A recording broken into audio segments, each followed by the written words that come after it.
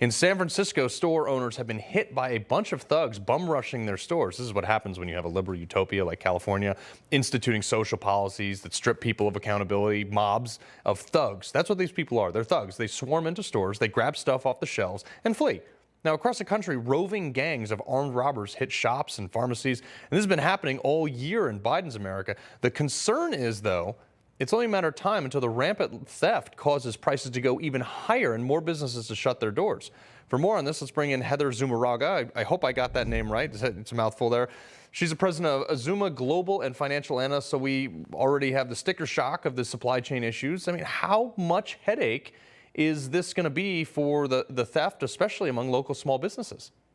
Well, right. Your intro was spot on. I mean, with the theft of small businesses, you look at the Louis Vuitton store, I think in San Francisco, and people may say, well, you know, why do I care? That's Louis Vuitton. Well, no, you should, because then when they close and they go out of business, those are lost jobs for your community. You have looting and rioting in stores like Target, for example, which aren't high-end fashion designers. And also Best Buy had their earnings, and although they beat their earnings they had great results, the concern from the CEO was from looting and rioting and what that impact may have on workers. He's thinking that employees may quit because of all the rioting, and can you blame them? I mean, they may not feel safe in the store, and we already have a labor shortage. Right. And things like this, those horrific graphic scenes that are on the screen right now, just really make not only the supply chain issues worse, but also make the labor shortages a lot worse. Well, the bigger concern, too, is that this is at the behest of organized crime. They're paying some of these guys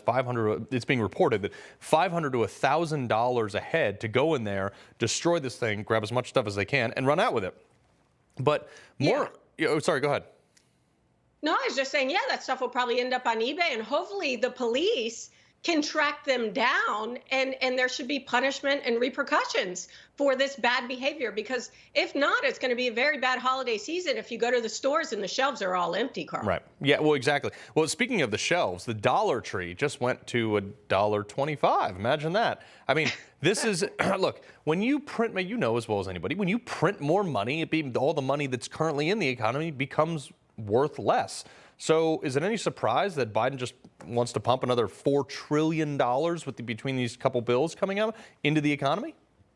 It's not a surprise, but it should be a surprise. And I'm not laughing because the dollar's now gone to $1.25. I'm laughing because I don't know how they keep it at $1.25. It'll probably be at $2 and $3. I mean, my daughter and I visit the Dollar Tree quite often. We have a certain reward system going on. And I'm surprised that they haven't passed on higher costs for them to the consumer in forms of even doubling some of the cost of goods. When you look at the off the coast of California right now, all the ships that are stuck there, some employers are saying that shipping costs have gone up about 1,000%. And the UN says, the United Nations, saying that prices won't return to normal until 2023. And I know the White House has joked this is a high-class problem. And Carl, maybe you're waiting on your treadmill for Christmas. That's not the case. Not everybody's waiting on a treadmill. Maybe you're trying to get food from the grocery store. Most expensive Thanksgiving ever, right? Up 14% for everyday Americans tomorrow. Well, I will say the way I maintain this girlish physique is through the treadmill that I ordered last year. But no, but on a serious note, though, you know, not everything is. I mean, look, you know, turkey is also up 24%, the same as the Dollar Tree. Dinner rolls up 15%, cranberries 11%. I mean, this is all since 2020. This is not over like multiple years. So when you start to see this, I always say right from the get-go, the price at the pump is the single barometer for the average American to see what their money is worth. And the Biden administration says, hey, we're going to release 50 million barrels of oil. Turns out it's only about, I don't know, 3 days worth of oil. Supply. That, by the way, Kamala Harris criticized Trump for filling up when he was president. And surprise, surprise, now they need it, huh? Well, yeah, but 3-day supply isn't going to last you very long. And that's why if you're watching the stock market, you see the price of oil actually went up, not down, on the news of releasing the U.S. strategic petroleum reserves of 50 billion, because it's really not going to solve the long-term issue. You need the rig counts to go up. You need to turn back on drilling. Remember, drill, baby, drill. The U.S. was once energy independent.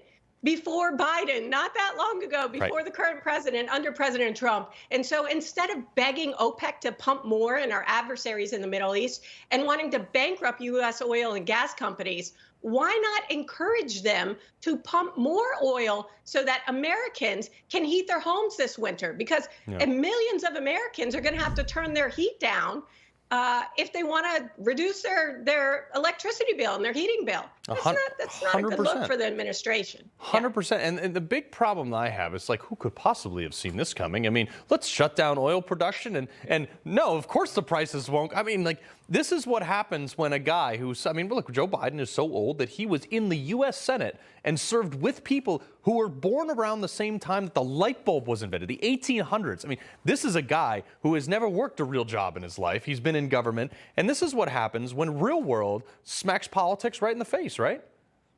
Yeah, so when the light bulb was invented, that was before my time, Carl, as well. But however, you had to have seen this coming. If you're punishing oil and gas companies and shutting down pipelines across the country, and then you're begging Chevron, BP, Exxon, Shell to reduce their oil prices, it's really backwards if you're asking for the private sector to help you, the same private sector that you're trying to destroy. So he should have saw this coming. I think he did see this coming, but he doesn't want to apologize or say it's his fault. Instead, I guess you blame the Republicans. You say, what, oil and gas companies are colluding now? That's a new conspiracy theory. Who knows? But the thing is, we all know the answer to lower energy prices in America is to let us turn on the pipelines and drill for oil so that we don't have to rely on OPEC. God forbid a politician admits that he was maybe wrong about something. I'd also like to point out, too, right before I let you go, that oil, the people who produce oil take about half the profit of that the government does on tax revenues on the same barrel of oil. But hey, what do I know? I'm not a politician. Heather Zumarraga, we appreciate you being here. Thank you, Carl. Happy Thanksgiving. You too. Hey, I'm Rob Finnerty. Thanks for watching. If you enjoyed this video, please join the conversation in the comments below. Don't forget to subscribe, too.